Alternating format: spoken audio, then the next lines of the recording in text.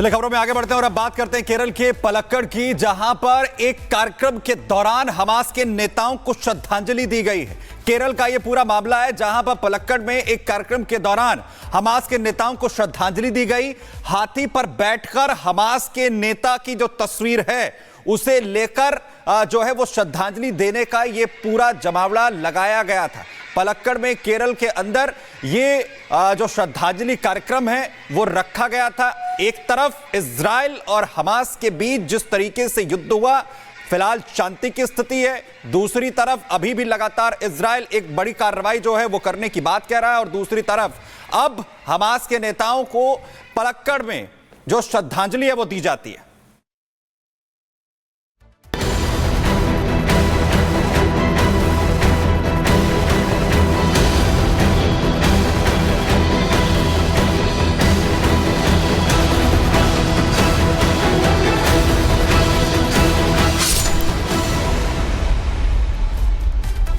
और चलिए अब बात करते हैं दिल्ली की राजधानी का रण। तो भारतीय जनता पार्टी ने जीत लिया, लेकिन सीएम फेस के नाम पर बीजेपी में मंथन अभी भी जारी है। 19 फरवरी को बीजेपी विधायक हो सकती है, सूत्रों के हवाले से जानकारी मिल रही है। दरअसल बैठक आज होनी थी, जिसे टाल दिया गया। इस बैठक को आज रद्द कर दिया गया। अब माना जा रहा है कि संभवतः कल ये बैठक हो सकती है।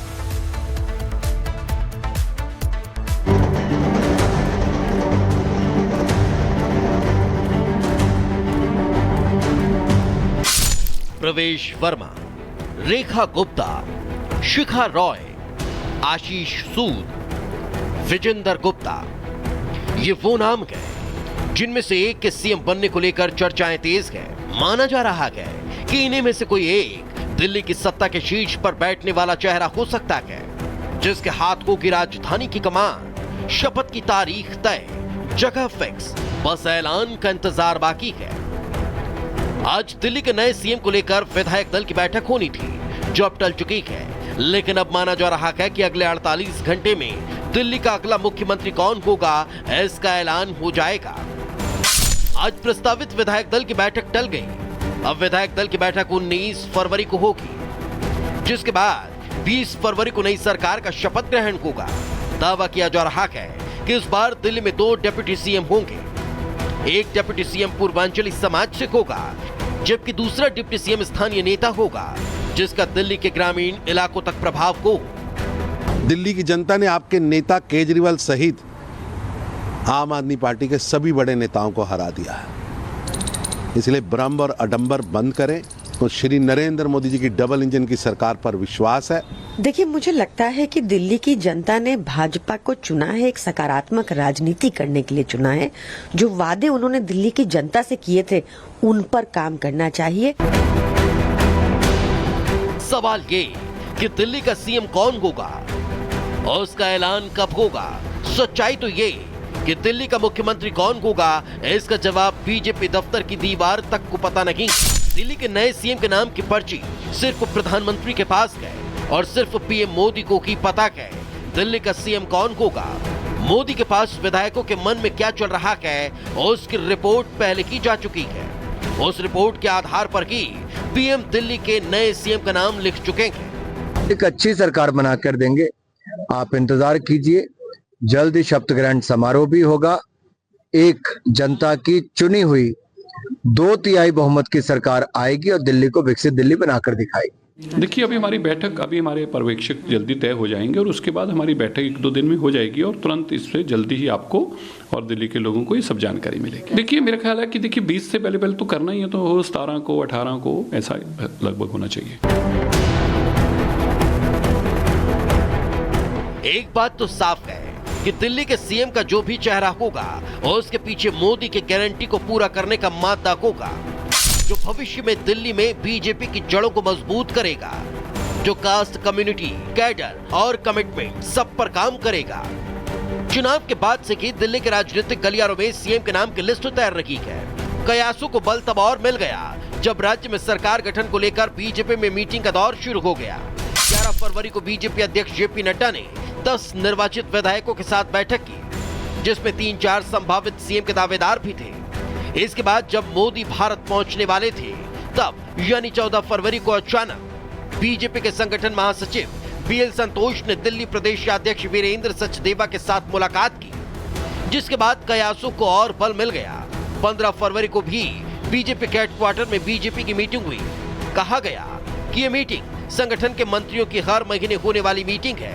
इस मीटिंग में राष्ट्रीय अध्यक्ष के चुनाव को लेकर चर्चा हुई, संगठन के विस्तार को लेकर जानकारी ली गई।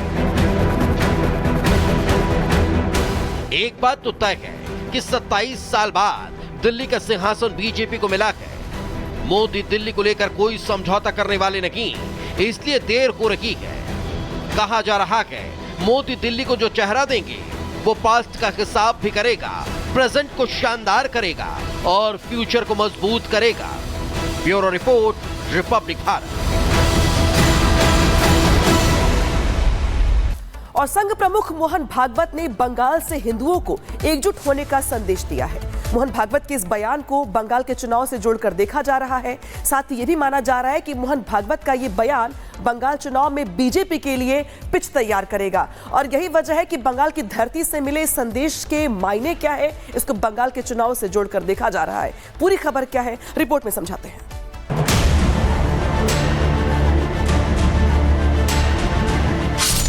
बंगाल की धरती से संदेश,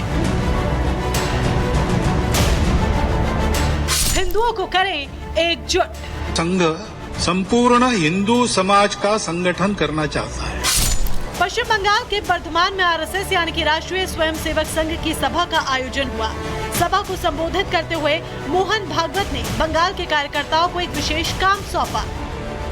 संघ क्या करना चाहता है, तो एक वाक्य में इस प्रश्न का उत्तर देना हो तो संघ संपूर्ण हिंदू समाज का संगठन करना चाहता है। हिंदू समाज का संगठन क्यों? क्योंकि इस देश का उत्तरदायी समाज हिंदू समाज है। पश्चिम बंगाल में तेजी से घटती हिंदू आबादी, हिंदू महिलाओं से अत्याचार, बांग्लादेशी घुसपैठियों की तेजी से बढ़ती जनसंख्या ने हालात बद से बदतर कर दिए हैं। आए दिन हिंदुओं पर हमले अब आम बात हो चुकी है। पश्चिम बंगाल में पिछले कुछ सालों की डेमोग्राफी पर नजर डालें तो हैरान करने वाले आंकड़े देखने को मिलते हैं। साल 1951 में हिंदुओं की आबादी 78.5% थी, जबकि मुस्लिम 19.4%। 30 साल में आंकड़े बदले और 1991 तक हिंदुओं की आबादी करीब 4% घटकर 74.7% हो गई, जबकि मुस्लिम आबादी 23.6%। साल 2001 में हिंदुओं की आबादी और 2% घटी और 72.5% रह गई, जबकि मुस्लिम 25.2% हो गए। साल 2011 के सर्वे के अनुसार पश्चिम बंगाल में हिंदू घटकर 70% रह गए, जबकि मुस्लिम आबादी बढ़कर 27% हो गई। शायद यही वजह है कि संघ प्रमुख मोहन भागवत ने हिंदू एकजुटता का संदेश बंगाल की धरती से दिया और हिंदू ही एकजुट क्यों हो, विरोधियों को इसका भी जवाब दे दिया। हिंदू समाज का संगठन क्यों? क्योंकि इस देश का उत्तरदायी समाज हिंदू समाज है। भारतवर्ष एक भूगोल नहीं है केवल। भूगोल तो छोटा बड़ा होते रहता है, परंतु भारत तब कहा जाता है जब उसका एक स्वभाव होता है। भारत का एक स्वभाव है, उस स्वभाव के साथ हम नहीं रह सकते, ऐसा जिनको लगा उन्होंने अपना अलग देश बना लिया।